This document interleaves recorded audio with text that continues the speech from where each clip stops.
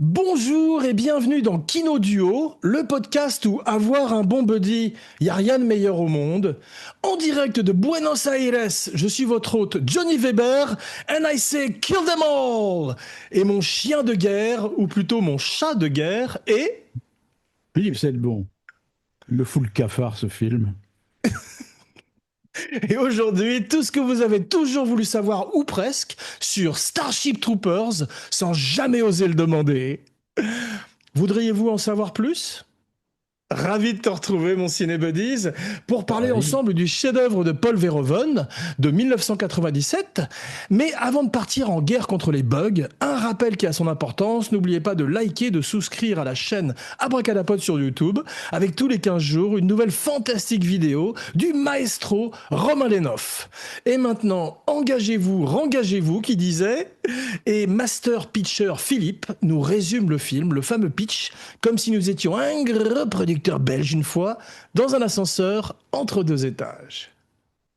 Dans le futur, tous les jeunes ressemblent à Ken et Barbie. Ils veulent tous être dans l'armée.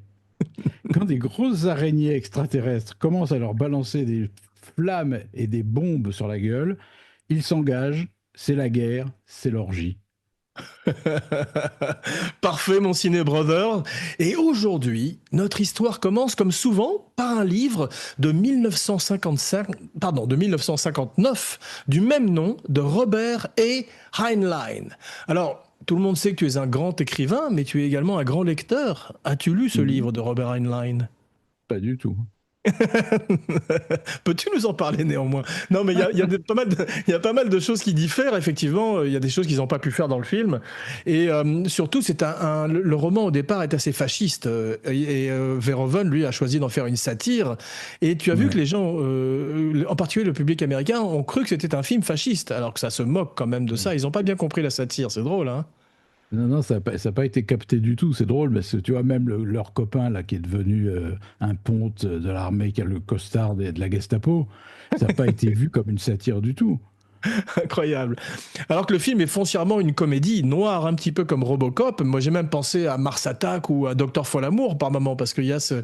il y a ce mélange de genres et ce regard extrêmement sarcastique sur l'Amérique et sur les mœurs et les us et coutumes américains. En fait, ce que j'ai pensé, c'est que Verhoeven, le Hollandais violent, avait une espèce de regard d'entomologiste, c'est le mot, sur les mœurs américaines, si tu veux. Les bugs, ce sont ces Ken et Barbie dont tu parlais, en fait. Oui, oui, et puis il y a cette fascination des armes, il y a cette exaltation de la guerre, la vengeance, et puis il faut pas oublier quand même, si j'ai bien compris le film, c'est que quand même, c'est les insectes, les bugs, ils se défendent, Eh ben, parce c'est que les les autres ont gentils, en envahi fait. leur planète. C'est ça. Ils C'est se- les Indiens et les colons. Exactement. Bon rapprochement, parce qu'effectivement, ça n'est que de la légitime défense, et on se rend compte que ce sont de valeureux guerriers qui se contentent simplement de défendre leur planète contre ces espèces d'envahisseurs insupportables qui viennent sûrement pour prendre leur minerai, comme on fait d'habitude, si tu veux. Et ils ont quelque chose de très noble, effectivement, comme les guerriers indiens qu'on a pu voir dans les westerns, qui étaient souvent bafoués dans les années 50.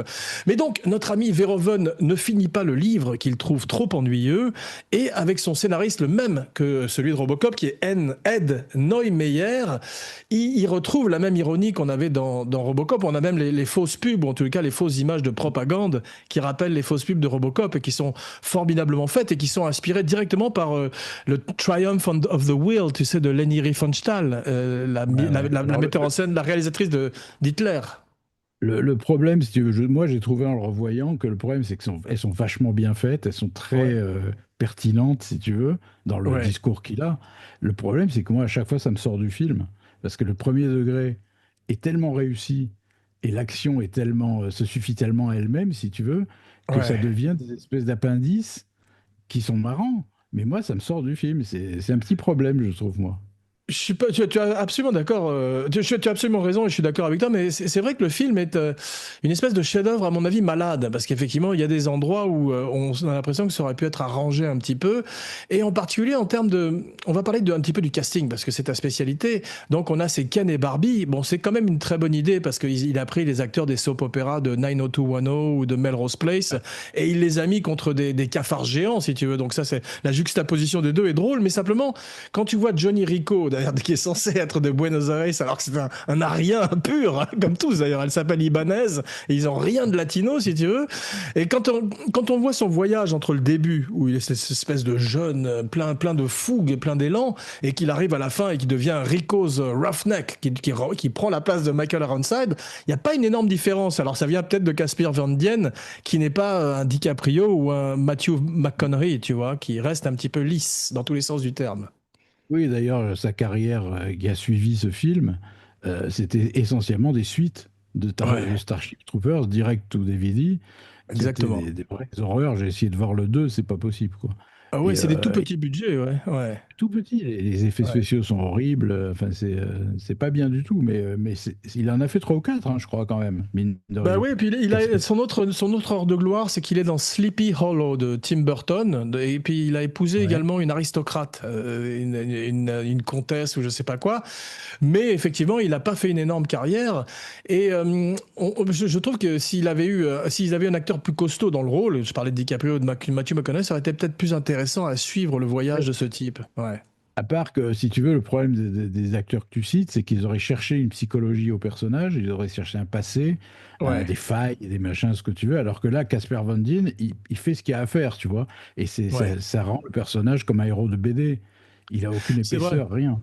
Tu C'est vois, vrai, et puis les vrais héros, dans tous les sens du terme, sont les bugs. Si tu veux, ils ont mis tout l'argent dans les bugs avec des effets spéciaux. Il y a plus de 300 effets spéciaux, parce qu'à l'époque, on est très proche de Jurassic Park. Le CGI était encore quasiment à ses balbutiements.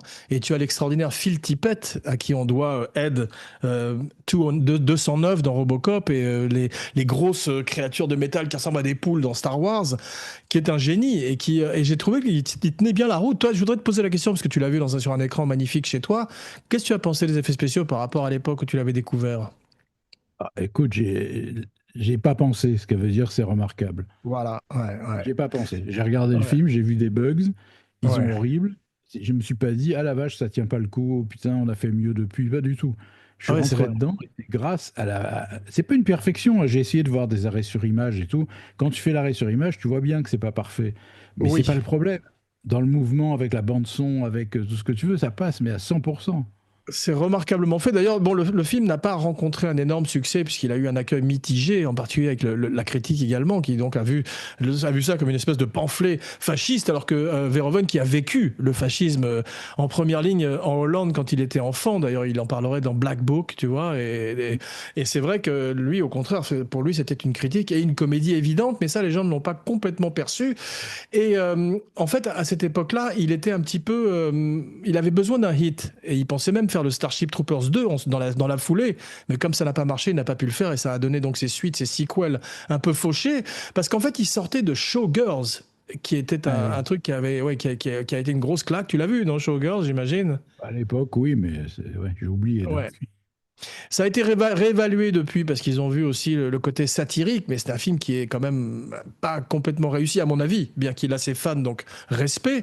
Et en plus, il sortait d'un gros développement, un enfer du développement, comme on dit à Hollywood, qui était Les Croisades avec Arnold, qu'il n'a pas pu faire malheureusement. Et ça fait partie de ces grands films qui n'ont jamais existé de l'histoire du cinéma. Mais tu sais, je crois que le public américain déteste ce genre de film, comme il a détesté L'étoffe des héros, comme il a détesté d'autres films comme ça, parce qu'il n'aime pas qu'on soit irrévérencieux avec l'Amérique. C'est Et vrai. tu vois, et dans L'étoffe des héros, il y avait un regard à la fois héroïque et à la fois ironique sur les pionniers de l'espace, etc. Et ça, ils n'aiment pas du tout. Et Ils je aiment sais, pas moi, du pour en tout. avoir parlé avec un producteur américain, Ouais. on parlait de L'étoffe des héros, et tout d'un coup, il me dit, je déteste ce film, il était virulent. Et je lui dis, mais pourquoi tu le détestes? Il m'a dit, on ne peut pas parler de l'Amérique comme ça. Incroyable. Et Ouais, non, ils sont ouais, très chatouilleux sur ce genre de sujet. Et c'est vrai que quand on voit tout d'un coup la fête de fin d'année, la prom night, comme on dit, ou le football américain, on voit que Verhoeven passe en revue tout la guerre, comme tu disais, les armes, l'autoritarisme, toutes ces choses-là. Ce qu'il n'avait pas aimé dans le film, dans le livre d'Heinlein, il s'en moque. Et ça, effectivement, ça passe pas en Amérique. Tout d'un coup, t'es un étranger. T'es plus un Américain, quoi. il y a des choses très surprenantes que moi, j'ai pas vues dans d'autres films, il me semble. C'est le côté unisexe des douches, des Ouais. dortoirs, des tout ça. J'ai jamais vu ça moi, dans un film. C'est Non, tu étonnant, connais ça l'anecdote? annule complètement. Ouais. Ouais. Non, Tu connais vas-y. l'anecdote sur les douches, non? En fait, Verhoeven et son chef opérateur, qui est, je crois, est Jost Vacano, qui est formidable, sont tous les deux à poil. Parce que le reste, les acteurs leur ont demandé, d'accord, on le fait, mais vous vous mettez à poil vous aussi. Donc il y a une équipe très réduite, comme sur les pornos, et t'as Verhoeven tout nu qui court comme ça avec sa caméra et Vacano. Donc c'est drôle, mais c'est vrai que ça n'a rien de sexuel. Et c'est ça qui l'intéressait, c'est que ces gens ne sont préoccupés que par la guerre et que par leur promotion et le fait qu'ils vont éventuellement devenir citoyens. Ça, c'est assez moderne aussi, parce qu'en fait, le film est un peu prescient, si tu veux, dans ce côté, dans cette Amérique de Trump, un petit peu, ou cette Amérique d'Instagram, avec cette façade, si tu veux, uniquement. Et je trouve que c'est ça où il est très très fort, Verhoeven, quand même. C'est quand même un très très grand metteur en scène qui a vu le futur, d'une certaine manière. C'est vrai. Alors, on a également Denise Richards, Dina Meyer et certains acteurs qui, eux, sont des vétérans qui, heureusement, amènent un petit peu d'épices dans le casting. Alors, comme tout l'argent va aux Bugs, on peut pas avoir tout d'un coup un très grand second rôle ou une Non, star, si tu veux, parce que non, moi, j'ai regretté. Il y a un rôle qui est assez drôle, qui est le mec qui fait le général pleutre, qui découvre à la fin, tu sais, qui n'arrête pas de vouloir se sauver, qui est finalement qui se fait dégommer par un insecte comme par un avion. Imagine Kinski, je sais pas s'il devait pas être vivant à l'époque, mais imagine un acteur, un vrai acteur fou comme ça aurait été beaucoup ouais. plus marquant. Oui, à part qu'il aurait tourné 2 jours et qu'il aurait pris tout le budget. Exactement, ça explique pourquoi ils auraient pas pu le prendre. Mais il y a le grand Michael Ironside qui, lui, au contraire, est formidable. Parce qu'au début, tu as vu, c'est un professeur. Et à l'arrivée, on croit véritablement à lui en Rorschach Roughneck. Il Ouais, amène quelque mais en même chose. temps, tu vois, c'est le paradoxe de ces choses-là, c'est quand tu prends des inconnus complets, comme Ouais, il a fait avec les jeunes, ouais, ça passe très très bien, on s'y fait, même si on voit bien que c'est pas Laurence Olivier et Vivienne Lee qui jouent les rôles, tu vois, voilà, on a compris. Par contre, quand tu vois des vrais bons acteurs, mais qui ont traîné leur guêtre dans des séries Z, des séries télé, etc., ça ouais, ramène à une espèce de chose classique, si tu veux, un peu ouais. cheap, qu'a Michael Ironside. Je sais pas comment il a fait, 300 films, tu vois, tu l'as vu partout, Michael Ironside. Ça n'empêche pas Ouais, que c'est bah, un bon il avait acteur. tourné Total Recall, c'est pour ça qu'il est Oui, ami avec Verhoeven probablement, et le type qui fait le général dont j'ai oublié le nom, était le type qui avait Quato qui lui sortait de la poitrine dans oui, Total Recall aussi. Donc absolument. c'est des acteurs qui Et amènent, et on voit le grand, dans tous les sens du terme, Clancy Brown, qui amène effectivement du caractère, de la personnalité au film, comme les vétérans qu'on pouvait voir tu parlais des films de guerre ou des westerns, tu vois, de l'époque, où tout d'un coup on avait le vieux qui se heurtait aux jeunes de West Point, qui lui disait il faut aller par là, et l'autre disait non, non, c'est par là, tu vois. Et c'était et t'as ce clash, et ça rappelle beaucoup Full Metal Jacket. Clancy Brown s'est inspiré beaucoup de Harley Ermey pour le rôle de cet sergent instructeur. Et tu as Jake Busey, qui a l'air encore plus fou que son père. T'as vu, il a la même tête. ah C'est oui, incroyable, hein. incroyable, on dirait une version punk de son père, ce qui est déjà un exploit. Pléonasme. Et ce qui est marrant, c'est qu'ils l'ont fait le plus affreux possible, tu sais, avec cette coupe en brosse blonde et ses Incroyable. dents en avant épouvantables. Et en Ouais. fait, il joue un mec sympa. Ouais, qui joue du violon, t'as vu? Un violon Voilà. néon. En néon, c'est incroyable. Mais il y a aussi Neil Patrick Harris, dont tu parlais, qui est celui qui a cette Oui. combinaison nazie à la fin, cet uniforme nazi magnifique à la Hugo Boss, et qui lui, alors c'était très pervers de la part de Verhoeven de le caster, parce qu'à l'époque c'était Doogie Howser. Alors ça dit peut-être rien à nos auditeurs français, mais c'était une série télé où il jouait un très jeune docteur qui avait l'air d'un enfant. Et donc, c'était une espèce de chéri de l'Amérique, si tu veux. Et tout d'un coup, de le mettre en espèce d'officier nazi comme ça, c'était une fois de plus une claque à Hollywood et au cinéma américain. Et c'est vrai que c'est difficile à passer. Mais il est très bien. On le reverrait dans Gone Girl. Tu sais, il fait l'amoureux éperdu de, Oui. l'actrice principale. Et il est Et ce très qui est bien, très mais fort, et pardon, et ce qui est très fort et ambigu, c'est que ce personnage, donc, qui est quand même épouvantable et qui reste sympathique avec nos héros, donc on n'arrive ouais, pas à le détester complètement, mais c'est quand même épouvantable. Et quand il se met à torturer le bug géant, c'est donc terrible. la mère des bugs, Hmm. c'est horrible. Parce Horrible. qu'on n'est pas du tout pour lui, on est pour la pauvre bug torturée.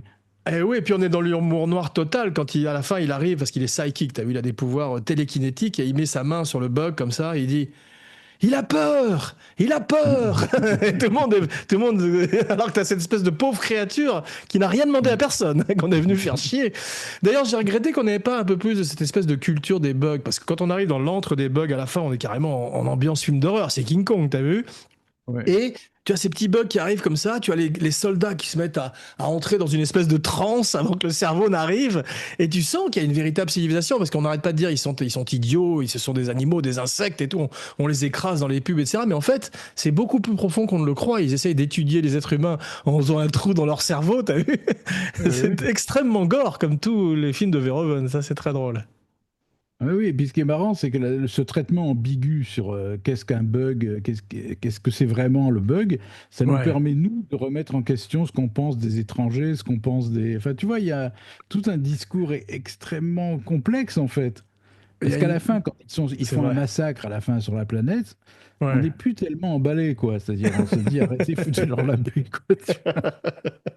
Exactement, sur Clan Datu. C'est un très bon nom, t'as vu. En plus, Ouais. t'as plusieurs races de bugs. T'as vu, t'en as un qui envoie qui ont des espèces de canons à plasma qui Ah oui, envoient des feux formidable. d'artifice vers les étoiles. C'est magnifique, ça.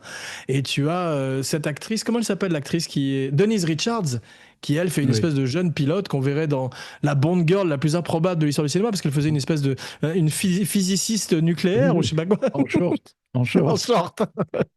Et elle a été, malheureusement pour elle, mariée très longtemps à Charlie Sheen. Ça a été compliqué pour elle. Mais elle est un petit peu ridicule avec un autre type qui est pas terrible, qui est Patrick, je crois que c'est son nom, est Patrick Muldoon, peut-être, qui est le type qui fait le rival amoureux Ah de oui. Johnny Rico, qui lui aussi est un acteur qui n'a pas fait carrière par la suite. Et on comprend un petit peu pourquoi quand on voit le film, parce qu'effectivement, c'est des personnages en carton, quoi. Il y a pas d'épaisseur, comme tu disais, c'est pas de la Comme 3D, c'est quoi. volontaire, comme c'est volontaire, c'est difficile à critiquer, C'est mais, vrai. mais Mm. le fait est qu'à un moment, il y a un manque, quoi. Tu peux pas avoir que des acteurs moyens qui créent des personnages sans personnalité. C'est pas possible. Sur 2 heures, c'est pas possible, tu vois. Et par Absolument. contre, une bonne actrice, c'est Dina Meyer, que moi j'aime beaucoup, que j'ai vu dans un paquet de Ouais. films, Ouais. souvent des séries B, hélas. Mais c'est une très bonne actrice, elle a un Formidable. très beau visage, etc. Et elle joue Ouais. bien. Là, pour le Ouais, elle est coup, magnifique. ouais. On y croit, effectivement, toutes ces émotions passent. Elle a l'air un peu plus âgée que les autres, curieusement, mais en même temps, elle a l'air plus, elle a une profondeur, il y a une richesse qui est formidable, et on est presque ému quand elle a cette aventure avortée. Et puis quand, spoiler alerte, quand elle meurt, c'est extraordinairement bien fait, ça. Et ça a été, comme tu peux l'imaginer, un tournage très difficile dans le désert, à Vasquez Rocks, qui est cette formation rocheuse. Ils ont été dans plusieurs endroits en Amérique. Et il y a eu ce qu'on appelle le boot camp, tu sais, où les acteurs s'entraînent, où ils ont eu Dale Dye, qui est ce type qui entraîne tout le monde à chaque fois, qui est un ancien militaire qu'on voit dans les films, et qui les a emmenés. Et bien sûr, ça crée, ça soude le groupe d'une certaine manière. Et c'est vrai que on ressent quand même une véritable unité à l'écran. Et ce sont des enfants qui partent à la guerre, comme souvent, si tu veux. Ouais, ouais. Mais c'est marrant, Avec... il y a de la nudité, il y a tout ça, mais c'est marrant cette aseptisation du sexe qu'il y a dans le film. Tu vois Ouais, ce que je veux dire? Ils passent leur ouais, temps ouais, ensemble, ils sont toujours avec les muscles dehors, le machin et tout, mais il n'y a aucune ambiguïté, aucun trouble. Tu vois ce que je veux dire? En ouais, fait, il n'y a que le personnage de Dina Meyer qui, elle, est amoureuse réellement de Johnny Rico, ouais. mais les autres, c'est rien, on dirait qu'ils pensent pas, qu'ils ne sentent pas. Ils veulent C'est juste vrai. tuer du... quoi, tu vois? Exactement, et puis un vrai regard, comme on disait, un sous-texte politique et social, où tout d'un coup on voit que les exécutions sont publiques. Tu as vu, il y a des pendaisons, il y a des choses qu'on montre à la télévision, et quand il se fait flageller avec le fouet aussi, ça c'est également un truc, on sent qu'il y a une vraie jubilation de la violence, et que Verhoeven parle à l'Amérique en leur disant on n'a pas le droit de montrer des seins, mais on a le droit de montrer, comme c'est Nicholson qui disait, tu n'as pas le droit de montrer une femme, un mec qui embrasse un sein, mais tu peux montrer un mec qui coupe un sein dans un film américain. C'est vrai, c'est vrai. Et tu as le score de Basile Podelouris, ou Poledouris, pardon, qui est Que les formidable, et nourrices, qui, ouais. voilà, qui avait fait, je crois, Conan le Barbare et également Robocop surtout, et qui amène toujours ce côté énorme, épique au film, et qui Ouais, rapproche c'est ça. aussi un petit peu des films de guerre que Verhoeven a dû voir quand il était petit à la télévision aussi, parce que il y a tous les clichés du film de guerre aussi à chaque fois dedans, quoi. Et Verhoeven, ça se sent dans tous ses films, même Black Book et tout ça, qui sont des films réalistes, Ouais, il a un sens du chaos à l'image, je trouve ouais, incroyable. Tu sais, quand tu as l'armée qui débarque sur la planète et que les bugs sortent de partout et que tu as un journaliste qui essaye de faire un reportage avant de se faire couper en deux, ouais. etc. Un sens du chaos, ça vient de partout, tu as des sons qui explosent dans tous les sens, etc. Et c'est vraiment très fort de faire ça. magnifique. Et tu as raison, il filme la violence. Et en plus, je pense que les studios ont dû se battre pour que le film soit PG-13, c'est-à-dire beaucoup plus tout public. Et derrière, Verhoeven, lui, s'est battu pour que ce soit le fameux R, Rated R. Tu sais comment on dit en Amérique, dans les bandes annonces. Et ça, à l'époque, ça n'a pas dû leur plaire beaucoup parce que d'un coup, ils perdent toute une partie du public avec cette sexualité, cette violence. Et puis, il y a ce côté sang et tripes qu'on voyait pas souvent à l'époque, quand même, hein. Ouais, Il y a quand même des tripes partout dans le film, des gens coupés en deux, l'autre qui se fait couper les deux jambes, là, Michael Ironside. c'est fou. C'est très hard. C'est très Très hard. hard, et on retrouve ça après chez Tarantino, qui est très gore aussi dans ses films, où on avait ça chez Sam Raimi aussi, où on est tout d'un coup, c'est tellement gore, ou chez Peter Jackson, que ça en devient drôle presque, si tu veux. Ça, on Oui, passe c'est de ça. l'autre côté. Ouais, Et c'est ça le truc de Verhoeven, c'est qu'à un moment, c'est tellement horrible que tu te marres. Et ouais. c'est talentueux d'arriver à faire ça. Ah, C'est-à-dire, le c'est mec très. dégoûte, et puis à un moment, il te dit, allez, c'est du cinéma, c'est pas grave, quoi. Tu vois? Ouais, ouais. Mais le film souffre du marketing aussi, parce qu'ils ont fait une espèce de marketing en essayant d'en faire un Star Wars ou un film qui est complètement une note, alors qu'effectivement c'est complètement différent quand on découvre le film. Et ça, les gens se sont sentis trompés également. Et c'est devenu un culte avec le temps. Parce que maintenant, les gens aiment beaucoup le film. Ils ont complètement réajusté leur opinion sur le film. Et c'est toi qui nous l'as proposé. Je te remercie parce que tu l'as revu de toi-même il y a quelques semaines, en fait, avant même qu'on en parle pour Kino Duo. Oui, parce que j'étais très curieux de le découvrir en 4K, tu sais, parce qu'ils Ah l'ont ouais, sorti en 4K complètement remasterisé. Et le ouais, film prend un coup de pêche et un coup de beauté esthétique qu'il n'avait jamais eu avant, tu vois. Parce que la ouais, photo n'est pas très recherchée dans le sens ça n'est pas esthétique, c'est pas du Ridley Scott, tu vois. ouais, Mais bien sûr. quand tu vois cette image-là retravaillée avec le summum de la technique d'aujourd'hui, c'est vrai que ça prend une autre, ça le booste complètement, tu vois. Ouais. À Ça le propos rend de meilleur. comédie, ouais, à propos de comédie, il y a un moment où, à chaque fois, t'as vu, à chaque fois, il y a quelqu'un qui se blesse et il crie Medic! Ils appellent l'infirmier, tu sais, ou le docteur pour. Et c'est de plus en plus violent à chaque fois. Et ça, c'est véritablement, on sent qu'il a envie de rire, Verhoeven, avec son sujet, quoi. Il n'est pas du tout sérieux, quoi.